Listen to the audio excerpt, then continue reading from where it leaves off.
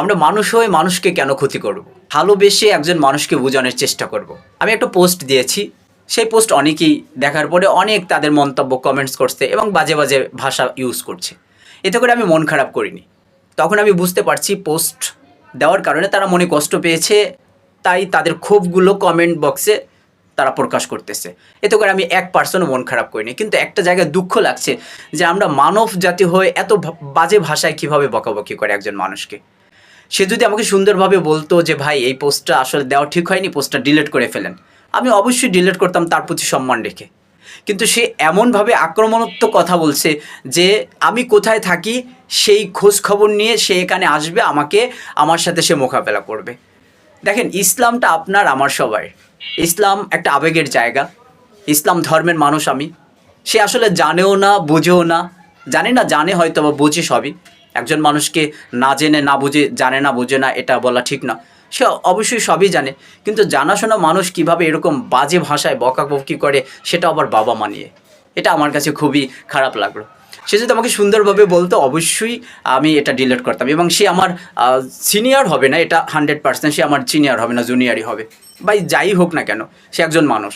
আমরা মানুষ সর্বশ্রেষ্ঠ জীব। আমরা মানুষ সর্বশ্রেষ্ঠ জীব হয়ে কীভাবে একজন মানুষকে এরকম আক্রমণাত্মক কথা বলি।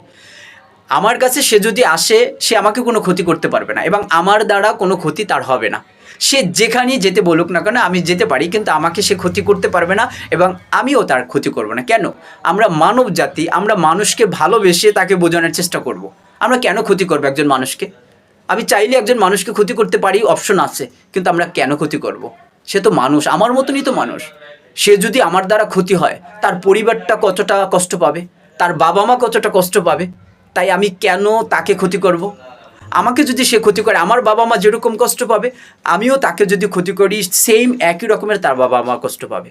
তাই আমরা মানব জাতি, সর্বশ্রেষ্ঠ মানব জাতি হয়ে কেন এই চিন্তাটা করি না যে আমি একজন মানুষে একজন মানুষকে কীভাবে ক্ষতি করি? আমরা একজন মানুষ হয়ে একজন মানুষকে কীভাবে দূরে বসে এরকম বাজেভাবে বকাবকি করি? আমাদের সর্বপ্রথম আসলে ধর্মের শিক্ষায় শিক্ষিত হওয়া এবং আমাদের মনুষ্যত্বটাকে আরও জাগ্রত করতে হবে। আপনি ধর্মের জন্য একজন মানুষকে মেরে ফেলবেন, আপনি ধর্মের জন্য, ধর্ম প্রতিষ্ঠা করার জন্য আপনার মুখের ভাষা খারাপ করবেন, এটা আসলে মানুষের বৈশিষ্ট্য হতে পারে না।